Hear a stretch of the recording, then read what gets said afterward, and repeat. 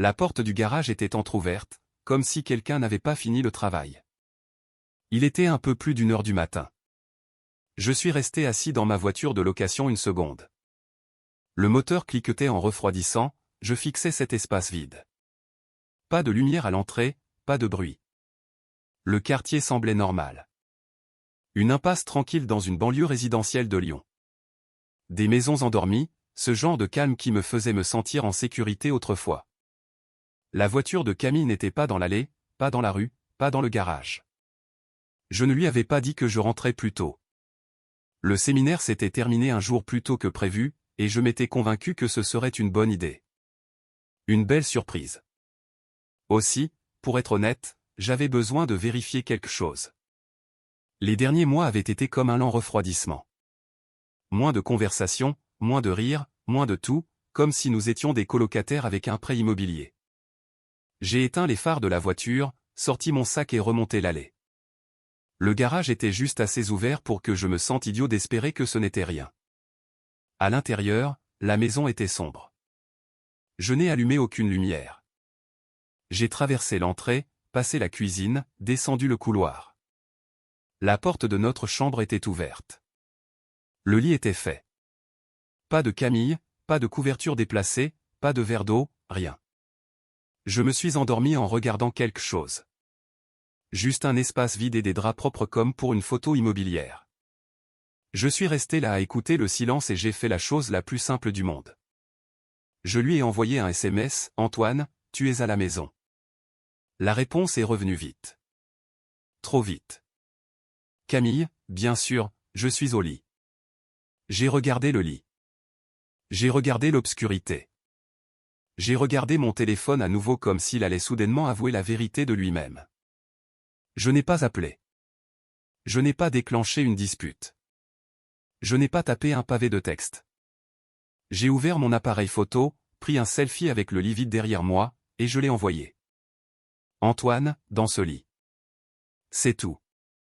Pas de mots superflus, pas de drame. La bulle de saisie est apparue, a disparu, et réapparue, puis plus rien. J'ai posé mon téléphone sur la commode et j'ai attendu. Pas en faisant les 100 pas, pas en marchant de rage, attendant comme un homme qui regarde une horloge. Si j'avais su où cela menait, j'aurais dormi dans la chambre d'amis et je me serais épargné des ennuis. Mais j'avais encore un morceau d'espoir têtu.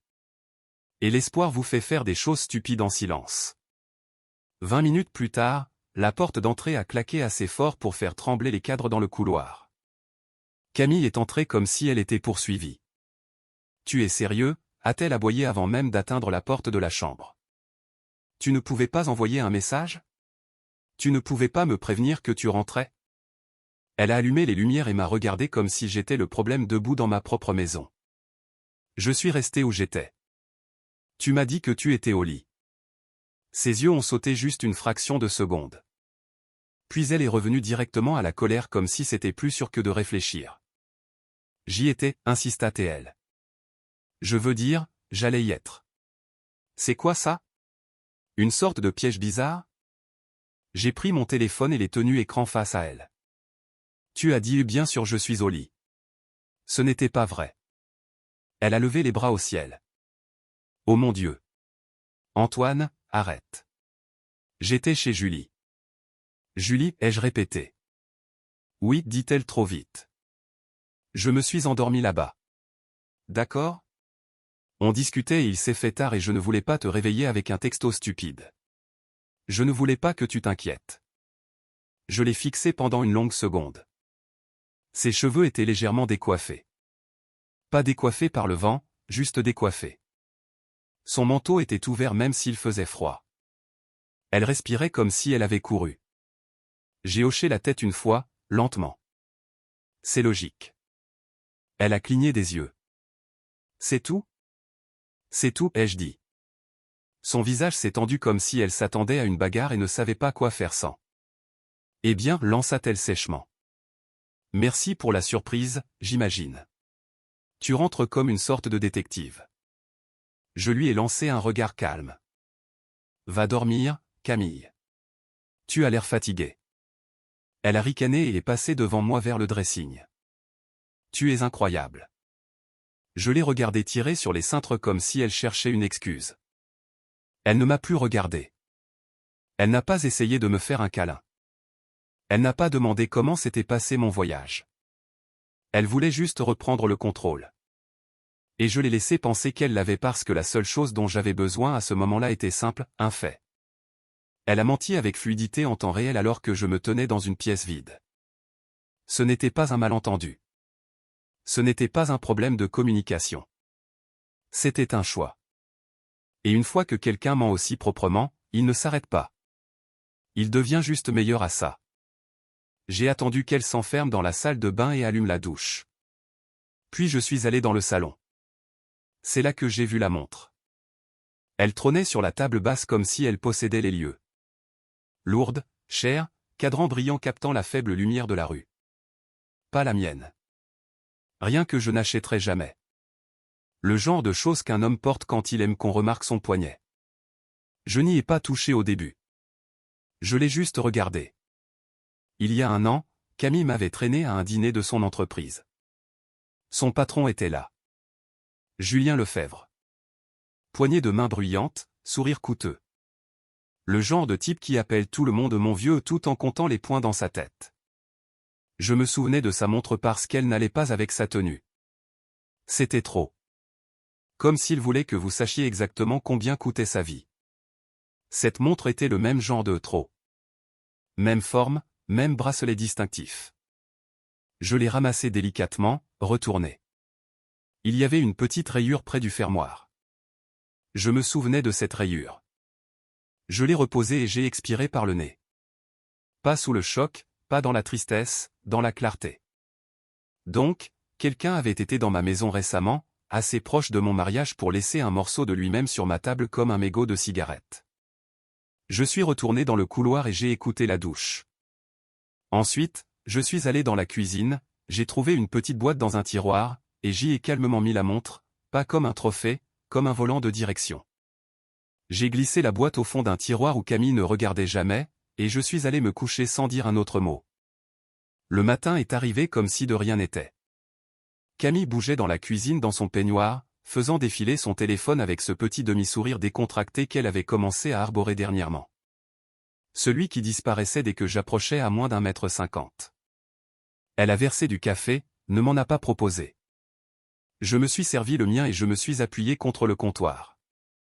Elle a levé les yeux. Alors, tu es rentré tôt. Le séminaire est fini, ai-je répondu. Laissez-moi mettre l'histoire en pause juste une seconde. Si vous êtes toujours là, s'il vous plaît appuyez sur le bouton j'aime. Cela aide vraiment YouTube à recommander cette histoire à plus de personnes. Merci beaucoup pour votre soutien. Maintenant, revenons à l'histoire. Elle a fredonné Jean, c'était légèrement incommode. Ça doit être sympa. J'ai bu une gorgée. Tu sors aujourd'hui? Ouais, dit-elle. Trop lumineux. Je fais une journée entre sœurs, shopping, déjeuner, la routine. Tes sœurs, ai-je répété comme si je confirmais un rendez-vous. Oh, et maman. Elle ne m'a pas regardé. J'ai hoché la tête à nouveau. J'ai commandé une livraison hier. C'est censé arriver aujourd'hui. Quelqu'un doit être là pour la réceptionner. Elle a finalement levé les yeux, agacée. Pourquoi ferais-tu ça sans me le dire? J'ai haussé les épaules. C'était une bonne affaire. Elle a levé les yeux au ciel. Antoine, j'ai déjà fait des projets. Je ne te demande pas d'annuler ta journée, ai-je répondu. Sois juste de retour vers 18 h au cas où ils auraient besoin d'une signature. Sa bouche s'est ouverte comme si elle voulait argumenter. Puis elle l'a refermée et a forcé un sourire. D'accord. 18 h. C'était là. Une fenêtre claire, une promesse, une version de la réalité où elle croyait que j'étais toujours le même gars. Occupé, confiant, un peu à la traîne. Elle a posé sa tasse avec un cliquetis. Aussi, la prochaine fois, dis peut-être à ta femme que tu rentres, comme une personne normale. J'ai croisé son regard. La prochaine fois, j'y penserai. Elle a eu un sourire en coin comme si elle avait marqué un point. Bien. Je l'ai regardée s'éloigner, confiante, à l'aise, pensant toujours qu'elle menait la danse. Le premier mouvement que j'ai fait n'était pas bruyant. C'était logistique. Quand elle a quitté la maison, je ne suis pas resté assis à ruminer. J'ai pris mes clés et j'ai conduit jusqu'au garage de mon pote Marc. Marc est le genre de gars qui ne demande pas un roman. Il entend le ton de votre voix et ouvre la porte de l'atelier. Il a levé les yeux de sous un camion et s'est essuyé les mains. Eh bien, regarde qui a survécu à un voyage d'affaires. À peine ai-je répondu en entrant. L'odeur d'huile et de métal m'a frappé comme un bouton de réinitialisation. Tu es occupé? Toujours, dit-il. Qu'est-ce qu'il y a? Je me suis appuyé sur le comptoir. J'ai besoin d'un endroit pour garder quelque chose, et j'ai besoin de ton avis pour savoir si je me fais avoir. Marc a levé un sourcil. C'est une commande en 2 parties. De quoi on parle? J'ai sorti mon téléphone, fait défiler jusqu'au selfie que j'avais envoyé à Camille, et je lui ai montré l'horodatage. Puis je lui ai raconté la version courte. Livide, mensonge confiant. Montre sur la table basse.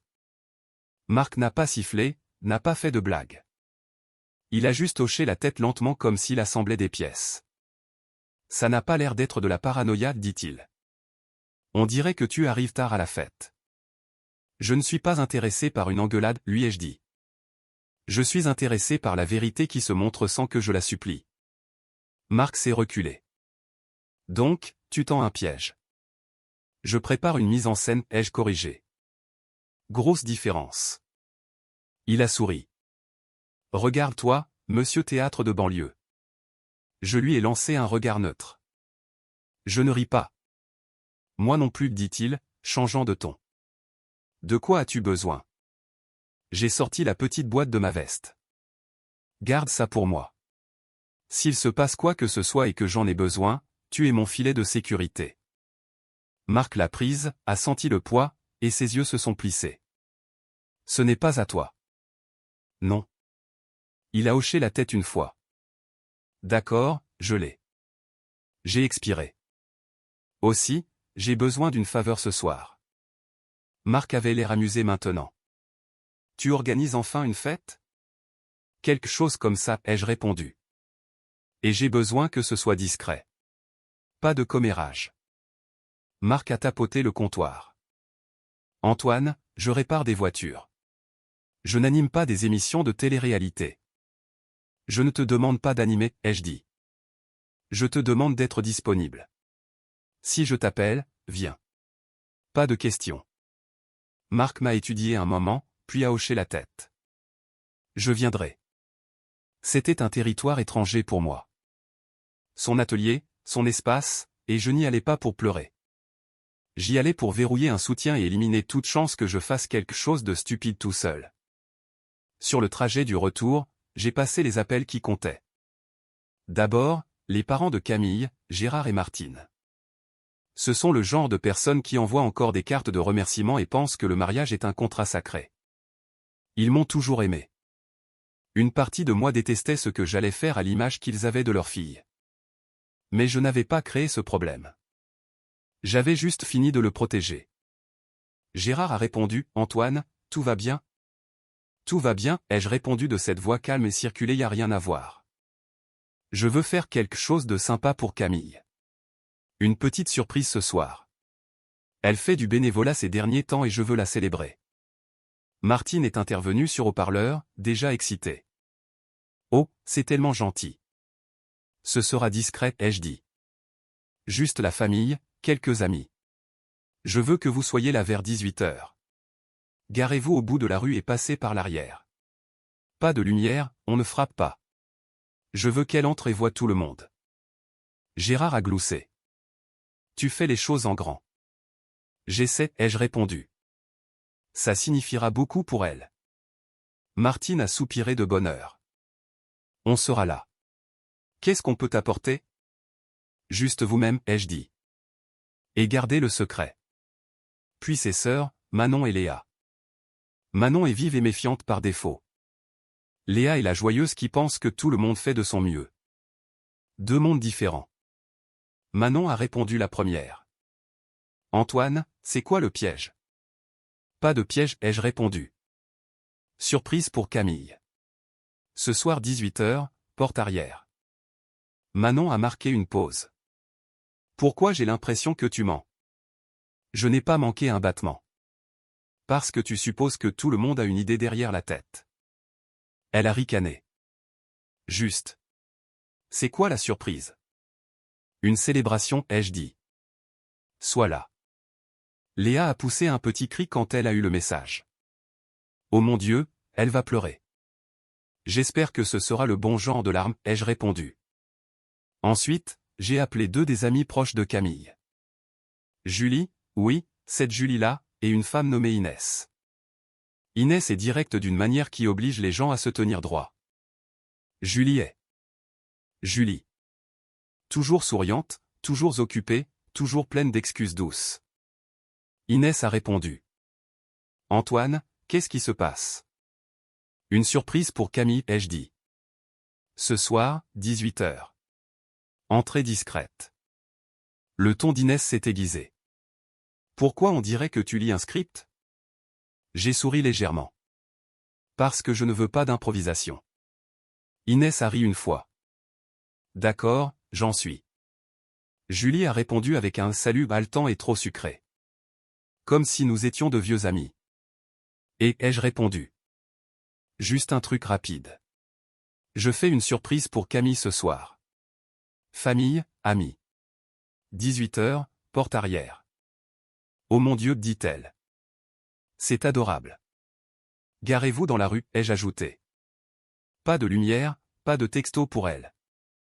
Julie a gloussé. Bien sûr. Ton secret est bien gardé. J'ai raccroché et j'ai fixé mon téléphone une seconde. L'ironie m'a presque fait rire. Presque. Maintenant, l'appel final, celui qui transformait un soupçon en une boucle fermée. Sophie Lefebvre, Nathalie, a répondu à la troisième sonnerie. Sa voix était polie, professionnelle, le genre qu'on utilise quand on ne sait pas si l'appelant vend quelque chose. Allô? Bonjour, ai-je dit.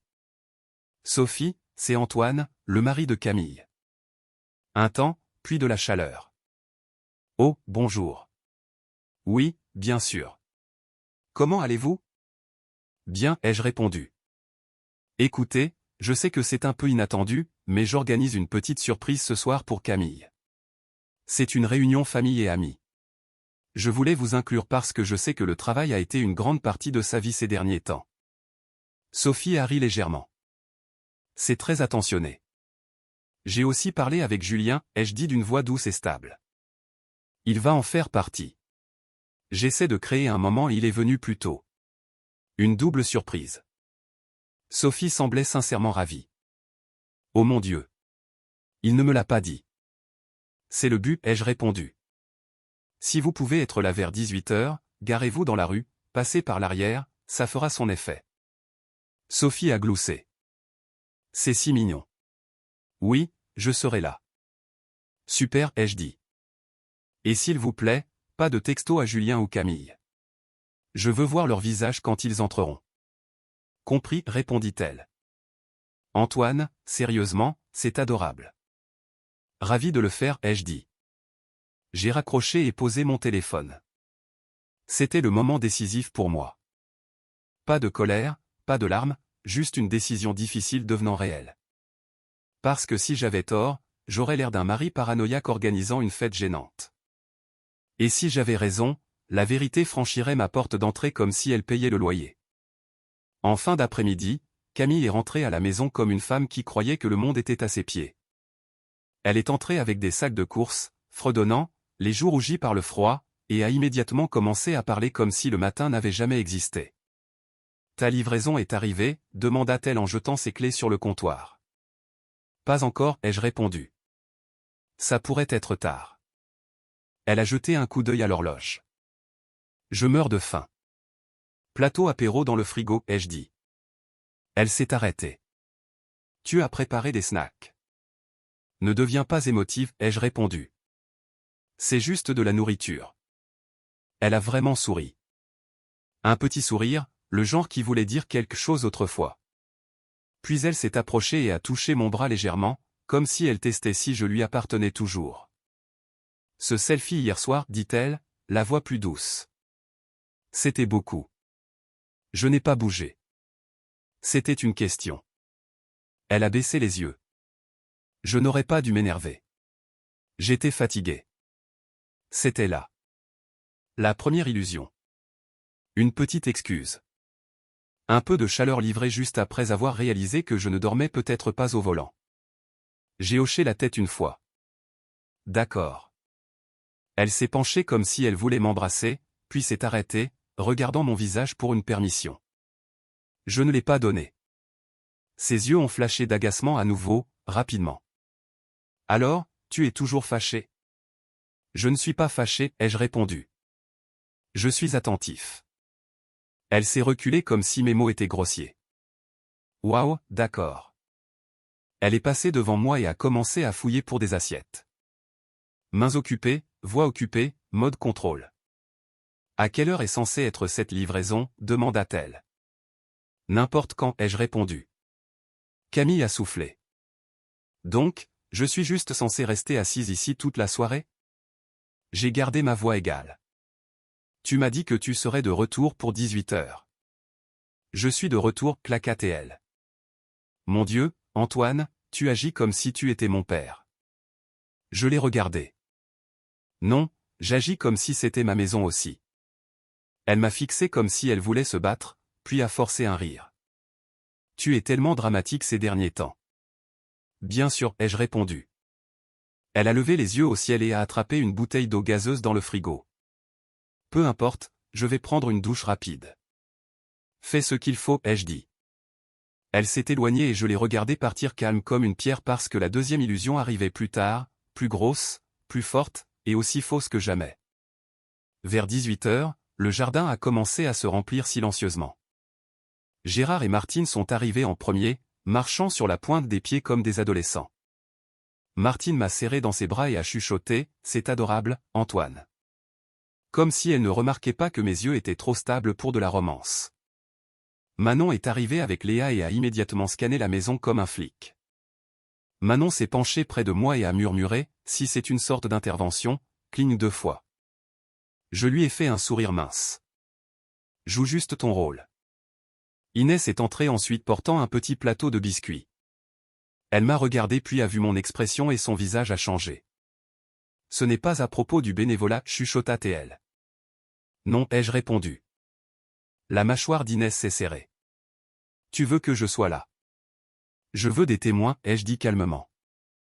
Inès a hoché la tête une fois. Alors je suis là. Julie s'est glissée en dernier, les yeux écarquillés, un sourire collé sur le visage. Elle avait l'air nerveuse, et pour la première fois, elle n'avait pas l'air d'avoir un script prêt. Camille va flipper, chuchota-t-elle. Probablement, ai-je répondu. J'ai guidé tout le monde vers la terrasse arrière. Des snacks simples, quelques sodas, de l'eau, rien d'extraordinaire. Chaises espacées. Instructions calmes. Restez ici, leur ai-je dit. Quand elle entrera, ne vous précipitez pas vers la porte. Donnez-lui une seconde. Gérard a gloussé doucement. Tu as vraiment planifié ça? Ouais, ai-je répondu. J'ai fini d'improviser. Puis Sophie est arrivée. Elle portait un manteau soigné, coiffé, sourire poli. Elle ressemblait à quelqu'un venant à un événement social lié au travail, pas à un coup de poing dans le ventre. Elle a serré Martine dans ses bras, serré la main de Gérard, échangé des bonjours rapides avec les sœurs. Sophie s'est tournée vers moi. Alors Julien vient aussi? Ouais, ai-je répondu. Il sera pile à l'heure. Sophie a souri. Il a été tellement occupé ces derniers temps. Je le vois à peine. J'ai soutenu son regard. Ce soir va éclaircir tout ça. Elle a ri légèrement comme si je plaisantais. Ce n'était pas le cas. Je suis rentré à l'intérieur et j'ai pris position près du couloir, orienté de manière à voir la porte d'entrée et la porte vitrée donnant sur la terrasse. Mon téléphone était dans ma main. Caméra prête. Pas pour le divertissement, pour l'assurance. À 19h28, j'ai entendu la porte d'entrée se déverrouiller. À 19h29, elle s'est ouverte. Camille est entrée la première, riant.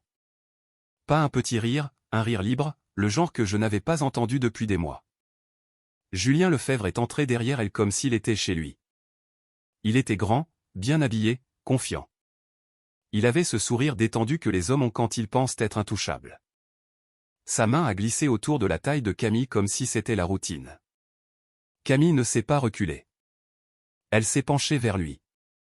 Laissez-moi mettre l'histoire en pause juste une seconde. Si vous êtes toujours là, s'il vous plaît appuyez sur le bouton j'aime.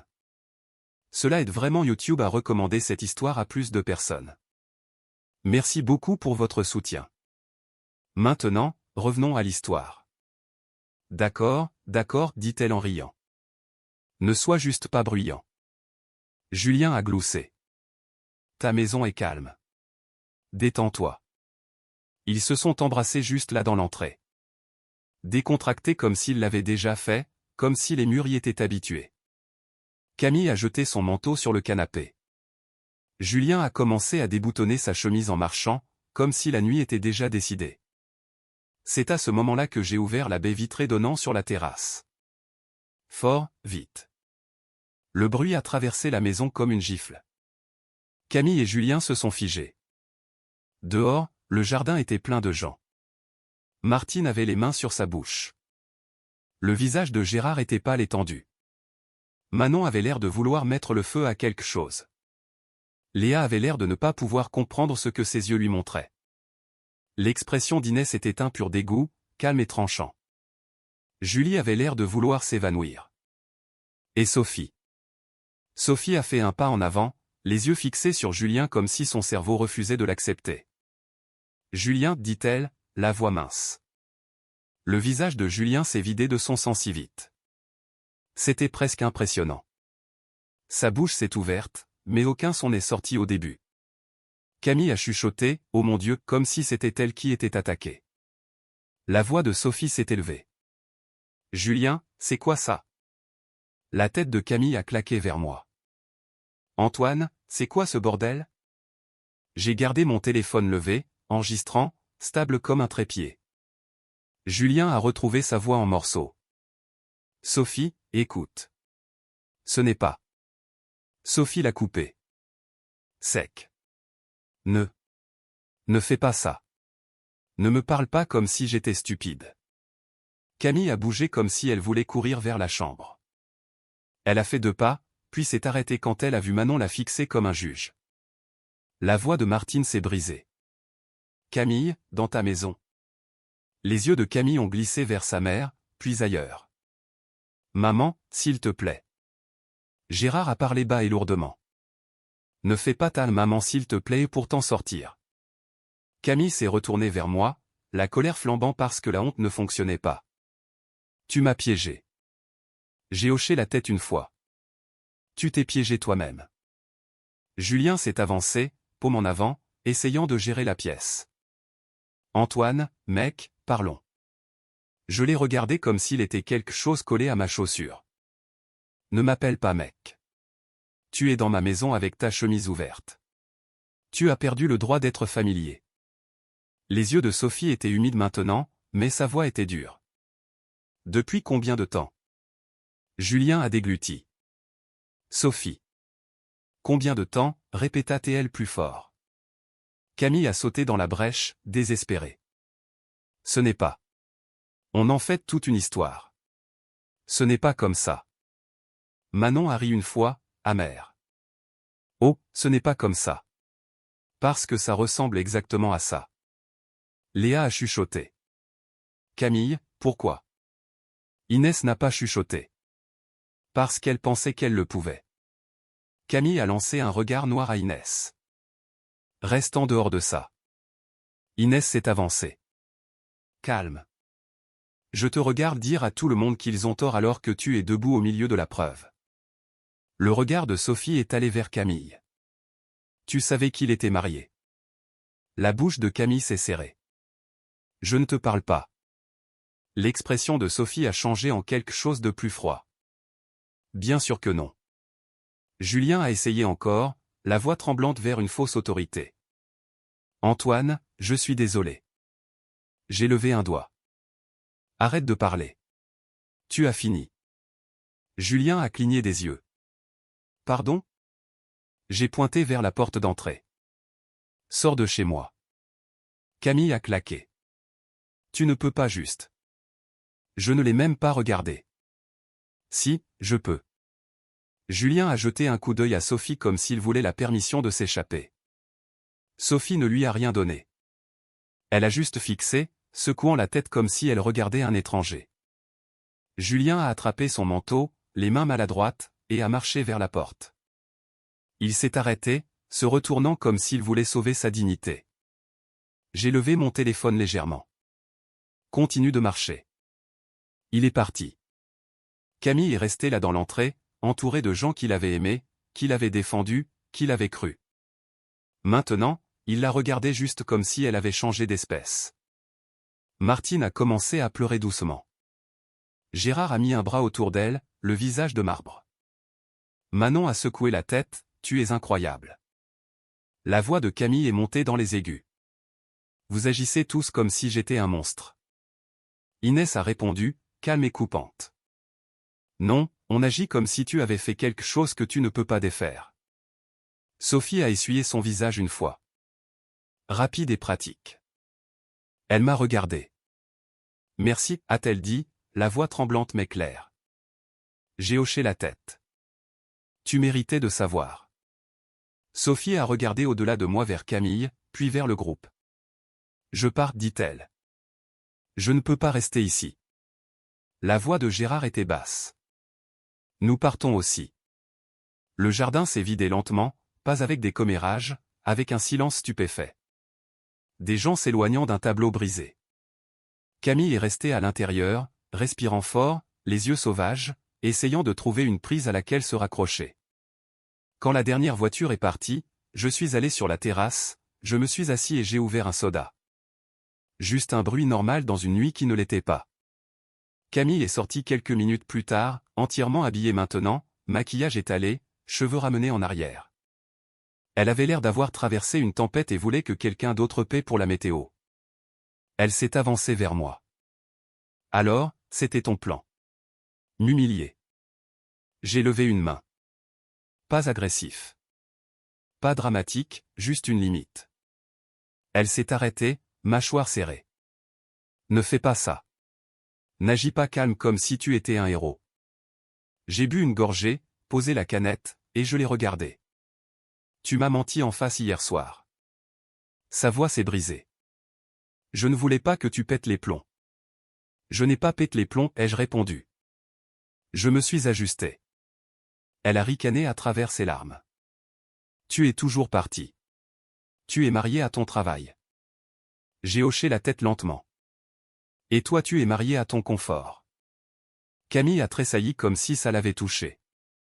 Elle a réessayé plus vite. Tu ne comprends pas ce que c'était. Je suis seul. Je suis assise ici pendant que tu es. Je l'ai coupé, voix plate. Si tu voulais quelque chose de différent, tu avais des années pour le dire franchement. Tu as choisi les mensonges à la place. Elle s'est approchée, main tremblante. Ça n'est pas allé loin. Ce n'était pas. J'ai levé ma main à nouveau. Ne fais pas ça. Tu l'as amené dans notre maison. Les yeux de Camille ont flashé de colère à nouveau parce qu'elle ne pouvait plus contrôler la pièce. Tu as planifié ça? C'est malade. J'ai hoché la tête une fois. Ce qui est malade, c'est de penser que tu pouvais garder un foyer stable et une vie secrète en même temps. Elle m'a fixé et pendant une seconde, elle a eu l'air effrayée. Pas de me perdre émotionnellement, de perdre ce que je fournissais. Elle a dégluti. Alors quoi maintenant? Je me suis reculé dans la chaise. Maintenant tu dors ailleurs. Sa bouche s'est ouverte. Tu ne peux pas juste me mettre à la porte. Je ne t'ai pas mise à la porte, ai-je répondu. J'ai fixé une règle. Tu as brisé les fondations. Tu n'as pas les avantages. Elle a ri amèrement. Waouh, tu fais vraiment ça. Oui, ai-je dit. Je le fais. Elle est restée là tremblante, les yeux cherchant une fissure en moi. Je ne lui en ai donné aucune. Avant l'aube, elle est partie. Pas de mots, pas d'au revoir. Juste le bruit de la porte d'entrée se fermant comme si elle essayait encore de contrôler la dernière scène. 2 jours plus tard, elle est revenue en plein jour comme si la lumière du jour rendait les choses négociables. J'étais dans la cuisine en train d'essuyer les comptoirs. Tâche simple, esprit simple. Camille est entrée prudemment comme une invitée. Antoine, dit-elle doucement. On peut parler? Je n'ai pas levé les yeux. Tu peux parler. Je ne débat pas. Elle a dégluti. Je change de travail. Celui de Julien. C'est compliqué. Je ne peux même pas montrer mon visage là-bas. Je l'ai finalement regardé. C'est des conséquences, pas de la complexité. Ses yeux se sont embués. J'ai honte. Tu devrais, ai-je répondu, pas cruel, juste précis. Elle s'est approchée et a essayé la deuxième illusion. Plus grosse, plus lourde, enveloppée de douceur. J'ai fait ton dîner préféré, dit-elle rapidement, pointant un sac sur le comptoir. Je pensais qu'on pourrait juste s'asseoir comme avant. Pas de pression. J'essaie. J'ai fixé le sac, puis elle. Tu essaies maintenant parce que tout le monde a vu, ai-je dit, pas parce que tu t'es soudainement découvert une conscience. Les lèvres de Camille ont tremblé. Ce n'est pas juste. J'ai hoché la tête lentement. La justice a quitté le bâtiment quand tu m'as menti dans notre chambre. Elle s'est avancée, cherchant ma main. S'il te plaît, je suis là. Je nous choisis. J'ai retiré ma main sans aucun drame. Juste un retrait net. Tu t'es choisi toi-même, ai-je répondu. Tu as choisi le confort. Tu as choisi le statut. Tu as choisi de ne pas te faire prendre. Elle a tressailli. Alors, tu jettes juste tout à la poubelle. J'ai hoché la tête une fois. Non, tu l'as fait. Je fais juste le ménage. Sa voix s'est aiguisée. Alors c'est ça. Tu es parfait. Tu n'as jamais rien fait de mal. Je lui ai fait un petit sourire fatigué. Je ne suis pas parfait. Je ne suis juste pas un menteur. Le visage de Camille s'est durci. Tu es froid. J'ai haussé les épaules. Je suis clair. Elle m'a fixé comme si elle voulait hurler, mais elle savait que hurler ne marcherait pas, alors elle a essayé le dernier angle. Y a-t-il une chance, demanda-t-elle prudemment. Que dans le futur nous pourrions. Je l'ai coupé calmement. Le regret apparaît quand les conséquences sont déjà à la porte. Les choix se font quand personne ne regarde. Elle a cligné des yeux rapidement. Antoine. J'ai secoué la tête une fois. Nous avons fini. Camille est restée là à respirer fort, puis s'est tournée et est sortie sans rien claquer. Même elle comprenait que le spectacle était terminé. Cet après-midi-là, j'ai changé la maison comme si c'était une décision commerciale. J'ai déplacé ses affaires dans la chambre d'amis. J'ai mis en carton les photos qui ne semblaient plus réelles. J'ai changé la serrure de la chambre d'amis. J'ai mis à jour mes routines, pas comme punition, comme structure. Marc est passé ce soir-là avec la boîte. Il l'a posée sur le comptoir et l'a désignée d'un signe de tête. Tu veux la revoir? Non, ai-je répondu. J'en ai déjà assez vu. Marc s'est appuyé sur l'encadrement de la porte. Ça va? Je lui ai lancé un regard sec. Défini et ça va au point. Il a souri en restant debout. Alors ça va, ai-je répondu.